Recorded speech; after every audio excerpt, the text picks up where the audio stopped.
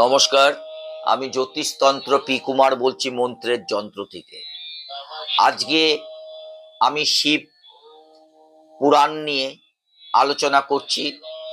এই শিব পুরাণে আজকে যেই সাবজেক্ট নিয়ে আমি আলোচনা করব সেটা হচ্ছে দক্ষ যজ্ঞ, সতী দেহ থেকে জ্বালার উৎপত্তি। শোনার আগে সাবস্ক্রাইব, শেয়ার এবং লাইক করবেন। এই সুন্দর প্রোগ্রাম মন্ত্রের যন্ত্র যারা জানেন না তাদের হাতে পৌঁছে দেওয়ার দায়িত্ব আমার। অনুরোধে আপনারা নিশ্চয়ই ফলো করবেন।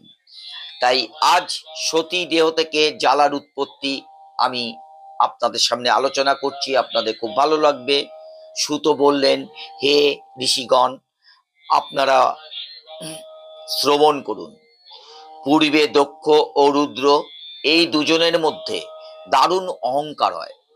সেই অহংবশত দক্ষ দেবগণের সম্মুখে একটি বিরাট যজ্ঞ করেছিলেন। তিনি ঋষিগণের সহিত মিলিত হয়ে প্রথমে রুদ্রদেবকে নিমন্ত্রণ না করেই ওই যজ্ঞের অনুষ্ঠান করেন। সতী দেবীও পিতার কাছ থেকে কোনো আমন্ত্রণ পাননি, কিন্তু সেই সতী দেবী আমন্ত্রণ না পেলেও পিতৃগৃহে যান। সেখানে গিয়ে অপমানিত হন ও দেহত্যাগ করেন। তখন রুদ্রের অনুচরগণ যজ্ঞক্রিয়া নষ্ট করে দেয়। তারা দেবতাদের ধ্বংস করে ও পরে দয়াবশত তাদের জীবনদান করলেন। মহাত্মা রুদ্র কৃপালু স্বভাব বলে পুণ্যবার যজ্ঞের পুণ্যতা দান করেছিলেন। তৎকালে সতী দেহ থেকে সর্বলোক ভয়প্রদ একটি জ্বালা উৎপন্ন হয়ে সামনের পর্বতে পড়েছিল। ওই স্থান জ্বালামুখী নামে প্রসিদ্ধ লাভ করে থাকে। ওই জ্বালা দেবীর পূজা করলে সর্বপ্রকার কামনা পূরণ হয়।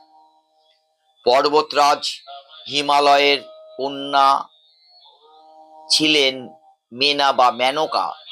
সেই মেনার গর্ভে সতী পুনরায় জন্ম নেন। এই জন্মে তার নাম হয় পার্বতী। তিনি শিবকে পূজা করতেন। তপস্যা ও আরাধনার মাধ্যমেই তিনি শিবকে স্বামী রূপে লাভ করেন। এবার ঋষিগণ বললেন, শিবের আরাধনা বিষয়ে যা কিছু নিয়ম বলা হয়েছে এবং শিব প্রসন্ন হয়ে যাকে যেরকম ফল প্রদান করেন, পার্বতীর তপস্যা ও বিবাহ, জ্যোতিষলিঙ্গ কয় প্রকার ও লিঙ্গ পূজার বিধি সম্পর্কে যেসব নিয়ম বলা হয়েছে সে সুত মহাশয় এবার তা বলুন। আমি পরবর্তীকালে, আপনারা তো শিব পুজো করেন, সেই শিব পুজোর বিধি নিয়ে আমি আলোচনা করব শিব পুরাণ থেকে। নমস্কার।